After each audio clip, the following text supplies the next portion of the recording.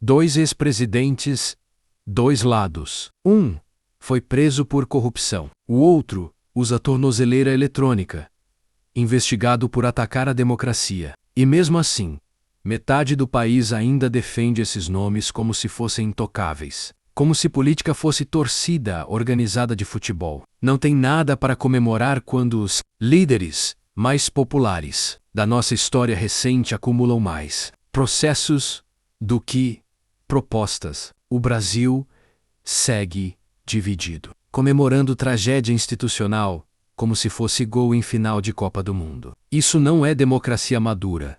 Isso é fanatismo. É idolatria. O Brasil está doente. E não é só na economia. É uma doença de consciência, enquanto os extremos se atacam. Enquanto cada lado cria sua própria narrativa, quem paga a conta é o povo. O salário não dá.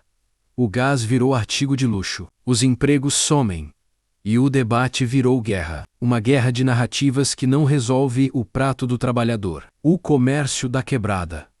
A indústria que tenta sobreviver. A economia real não vive de vingança. Vive de diplomacia, de estabilidade e o Brasil tem falhado, porque deixou a polarização sequestrar a política. Ou contraponto visão equilibrada para debate. Agora, eu sei. Tem quem veja diferente. De um lado, há quem diga que Lula foi perseguido politicamente e que Bolsonaro está sendo alvo de uma justiça seletiva. Do outro, há quem defenda que as punições são merecidas e que ambos representam um passado que precisa ser superado. Os dois argumentos existem e fazem barulho, mas o que não pode se perder no meio disso é o essencial. Quem está sofrendo de verdade é o povo brasileiro. Não importa se você veste vermelho ou verde e amarelo, menos no fim do mês. A conta chega igual. O Brasil precisa virar essa página, com firmeza, com coragem, com ética, porque enquanto essa guerra continua, o país sangra e o povo sofre. E só há um lado que importa nessa história: o lado do Brasil, o lado do povo brasileiro. E aí? Gostou do vídeo? Então deixa seu comentário aqui embaixo, porque a sua opinião é muito importante para a gente continuar esse debate. E aproveita. Se inscreve no canal Luizinho Carioca Show do Esporte. Ativa o sininho. E vem com a gente nessa jornada. Aqui a bola rola dentro e fora de campo. E a voz é sempre do povo brasileiro.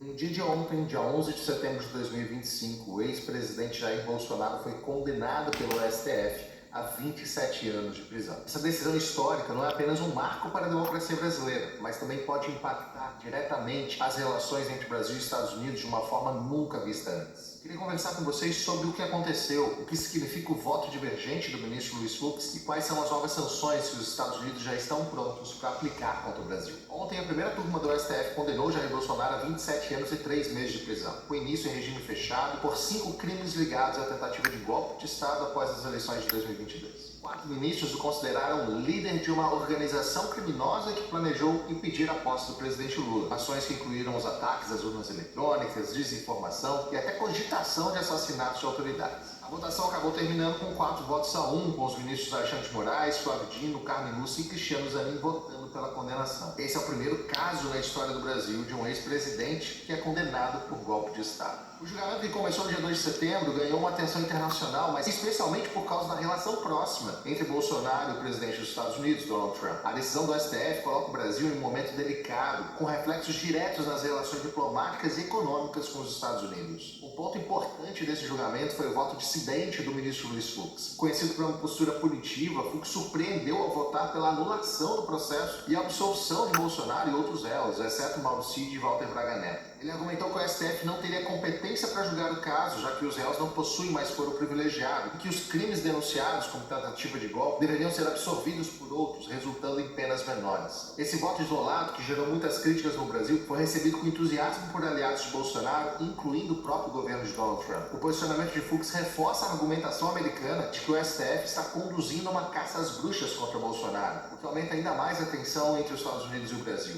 Ontem e hoje, o governo americano reagiu fortemente à condenação. Trump já havia chamado o julgamento de caça às bruxas e ontem disse que a condenação de Bolsonaro é terrível para o Brasil, expressou surpresa e comparou o caso de Bolsonaro ao processo que ele mesmo enfrentou nos Estados Unidos após a invasão do Capitólio em 2021. O secretário de Estado, Marco Rubio, foi ainda mais direto, acusando o ministro Alexandre de Moraes de abuso de autoridade e prometendo uma resposta à altura, sugerindo ainda que novas sanções podem atingir outros ministros do STF que votaram pela condenação. A relação entre Brasil e Estados Unidos já está abalada antes mesmo da condenação. Desde julho de 2025, os Estados Unidos impuseram as sanções contra Alexandre de Moraes, com base na lei Magnitsky, que congelou os bens e proíbe as transações financeiras em dólares com pessoas acusadas de violação de direitos humanos. Além disso, vistos de entrada nos Estados Unidos foram revogados para Moraes, seus familiares e outros membros do STF. Trump também aplicou a tarifa de 50% sobre os produtos brasileiros, a maior entre todos os países do mundo sobretaxados, como forma de pressionar o Brasil. E com a condenação de Bolsonaro, a gente já pode esperar que a relação entre Brasil e Estados Unidos vai piorar ainda mais. O julgamento é visto pelo governo de Trump como uma afronta, e a narrativa de perseguição política ganhou força com o voto de Fux. Isso já leva ao aumento das tensões diplomáticas, com o Brasil enfrentando um ambiente de pressão extrema, sem precedentes na história brasileira. O Itamaraty rebateu as críticas de Rubio, defendendo a independência do judiciário brasileiro e o amplo direito de defesa garantido aos réus, o que na prática a gente sabe que não aconteceu. Mas quais são as sanções que os Estados Unidos podem aplicar agora? Primeiro, a possibilidade de ampliar as sanções da lei Magnitsky para outros ministros do STF, como Flávio Dino, Carmen Lúcia e Cristiano Zanin, que votaram pela condenação. Isso incluiria o congelamento de bens dos Estados Unidos e a restrição de transações financeiras desses ministros. Segundo, as tarifas de 50% sobre produtos brasileiros poderiam aumentar ainda mais, impactando a indústria e o agronegócio brasileiro. Terceiro, os Estados Unidos podem intensificar a pressão sobre instituições financeiras brasileiras, dificultando a operação em dólares e sancionando outras entidades. Outra possibilidade é a revogação de vistos para autoridades brasileiras, incluindo membros do governo Lula, como forma de intimidação. E por fim, o risco de sanções comerciais ainda mais pesadas baseadas na seção 301, que atingiria ainda mais a indústria brasileira. Apesar de alguns analistas estarem falando que Trump pode recuar, uma vez que as sanções podem afetar inclusive o mercado americano, a possibilidade disso acontecer é muito pequena. Últimas semanas, o que é importante deixar claro, né, Nelson? Ninguém concorda com o golpe, ninguém concorda com uma tomada do poder aí por violência, mas como ficou bem assim sintetizado no voto vencido do ministro Luiz Fux, existem uma série de questionamentos sobre a decisão do Supremo Tribunal Federal. Senador, o senhor hoje é senador, mas foi juiz, exerceu por muito tempo a magistratura, condenou e absolveu muita gente. Eu gostaria da sua análise técnica a respeito da decisão. Como o senhor analisa a condenação de todos esses réus, o voto divergente, a possibilidade ou não disso ser revertido em um possível recurso? Qual a sua análise? Nelson, o pecado original foi o Supremo ter se atribuído a responsabilidade de julgar os manifestantes do 8 de janeiro e depois essa acusação contra o Bolsonaro e os generais. Nenhum deles tem foro privilegiado. O Bolsonaro é ex-presidente. O Lula, como ex-presidente, foi julgado em primeira instância, depois recorreu à segunda instância, foi igualmente condenado em recurso em terceira instância. Então, com o fim do mandato do cargo, a jurisprudência do Supremo era uma jurisprudência que vinha desde 1999. A gente está falando de uma época de Moreira Alves, de Sepúlveda Pertence, era no sentido que encerrado o exercício